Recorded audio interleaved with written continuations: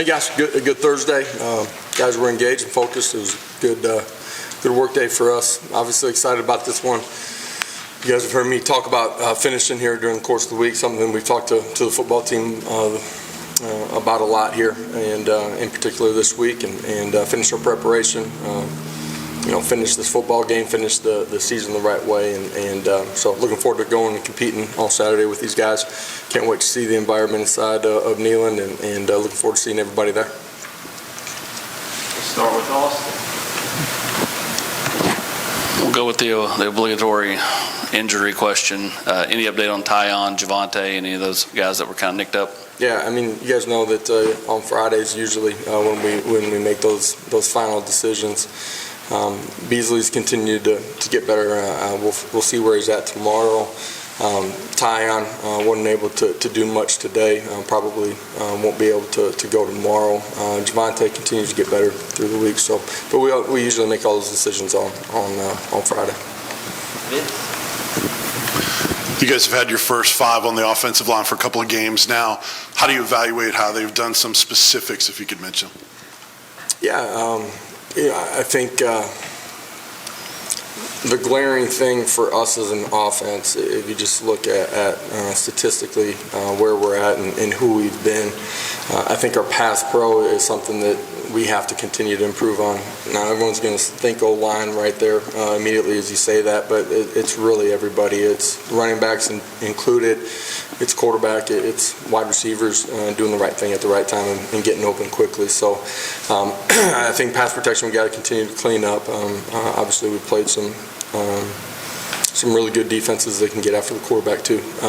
But as a whole, as a group, I think when we got Coop back and everybody kind of falls into their natural position, we've been at our best with that group, and expect them to play at a really high level on Saturday.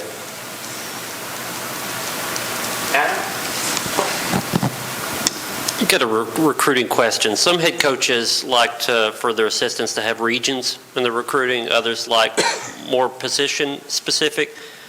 How are the responsibilities divvied up with your assistants, and is there overlap between positions and regions? Yeah, I think in today's world, those two things ultimately end up blending together. I think every job's different, just, proximity, location, where your recruiting base is, how much national you are. The more that you are, the more position it becomes. For us, we do have areas, primary and secondary areas for our coaches. At the same time, as you get through the recruiting process, the initial piece of the evaluation or finding names and seeing body types at one point in your recruiting process, it ultimately will end up getting into a position specific as well. I think it's really important, though, that your entire staff recruits guys too, from an area coach to a position coach to the unit, and then ultimately me as well. Josh, I know that most coaches are sort of loath to, compare players or compare teams. This guy's like this guy, this team's like that team.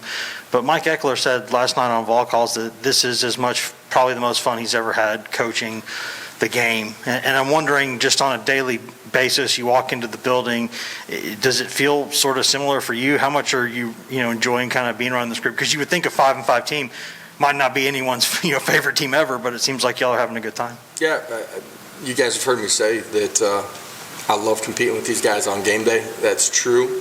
Absolutely do. They play extremely hard, but have come to really enjoy the group as a whole. And when I say that, I'm just talking about from where we started in February, who we were, as an individual, let alone collectively as a group, the accountability, trust, and respect that we're going to have inside the building, how we've grown to be connected.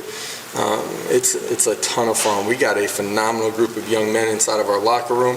They're doing things the right way. They care about each other and compete really hard, want to be great. They're very prideful, and we have a tremendous staff that is extremely selfless and just cares about the whole. And when you are around individuals like that, man, it's a ton of fun because you're truly in a team setting, and love working with these guys, players and coaches alike. Eric and Brent. With the season still very much going on, 2 games left, how do you go about having those conversations with some seniors who may want to come back next year? Is it kind of whenever they want to talk about it, or are you trying to wait towards the end of the season? Yeah, and you may have a brief conversation during the course of bye week to get a gauge of, where they're at just mentally. But then I think you wait to the end of the year and then you present information. You guys have heard me say it before. We want our players to have a chance to go chase their dreams at the next level. It's important that they understand what that process looks like, where they're at in their development, where, guys in the NFL see them, potentially slated. What are the rooms for improvement and coming back? What are their goals and aspirations and coming back? Is it time for them? Family dynamics. You present all that information and then you go from there. You want your players to make a really well-informed decision and you want great amount of success for those guys. Coach, why has this been a fast-starting team? When we have started fast, and a lot of weeks we have, the group as a whole has been very focused, very locked in, and ready to go compete. I think the way that we start our practices and the energy that we try to have as soon as the kids come up the stairs into the meeting room, all parlay into your group being ready to go compete when that opening kickoff happens. Josh, I'm pretty sure just every year that you were at UCF anyways, this time of year y'all were still kind of in the conference championship mix. You're in the picture, a lot more to play for in terms of that kind of stuff. Now, in the current situation, do you find it any more challenging to keep players motivated, to kind of keep them saying, hey, I know you're sore, but let's finish this thing, we can do some stuff? Yeah, everybody's sore and banged up at this point in the year. I don't find it hard to motivate this group. We've lost some games to some really good teams. Our guys have shown up and competed in a great way. You take a look at where we started the process week 1 to who we are now and how we prepare and how we compete, the consistency inside of our building because of our coaching staff, which has transcended and been required of our team. We continue to grow and get better, and this group cares a lot, right? And have been through some tough things, and man, I think they understand that they are part of growing, and it's a group that's starting to understand that like the end result matters, right? But I don't think that's what they're truly focused on. They're focused on their daily tasks, their process that you got to go through, and that's why I feel like it's a group that's still extremely highly motivated and understands what we want to do here at the end of the season. Hey, Coach, a quick follow-up to Eric's question about having those conversations about guys returning. Have you had any players approach you about wanting to return yet? No, I mean, we'll have all those conversations as we finish up the season, and make sure that guys make the right decision for themselves. Ryan? Josh, what kind of season has Darnell Wright had with all the injuries you mentioned up front? He's kind of been a steady hand there and seems like he's played pretty well at left tackle. Yeah, for sure. Highly talented, right? And has a great skill set. His best football's still in front of him for sure.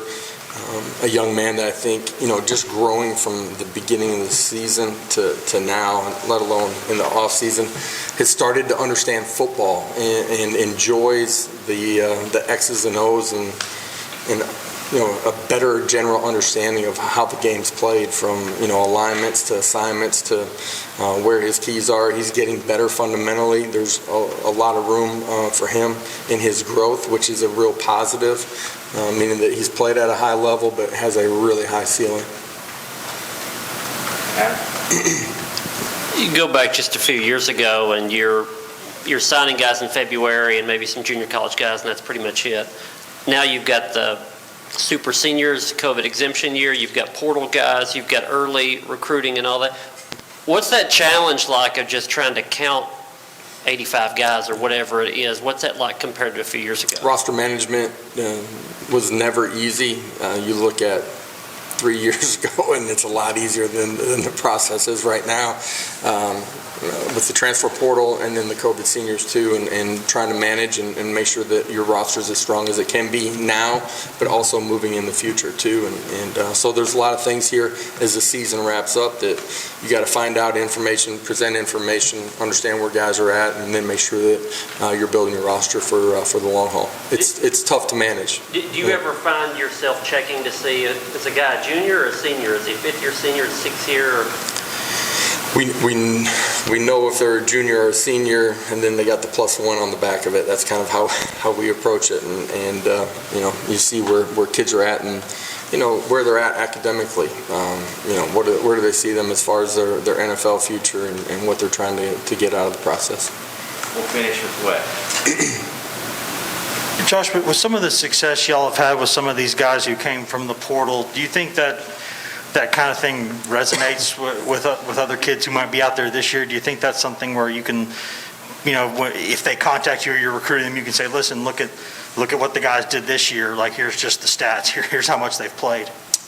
I think the brand of football that we play, the aggressive nature that we play in all three phases of the game, the development of young guys in our program or transfers and the success that they've had, the way that they've played this year is a huge recruiting tool and something that's seen not only by transfers but also by young players, junior college players, high school players, and they understand that they're going to play an exciting brand of football, that there's going to be an unbelievable culture here inside of the building, that they're going to have a ton of fun in a really competitive environment with their teammates and coaches every single day, and understand that they have an opportunity to maximize their potential as a football player and as a student athlete.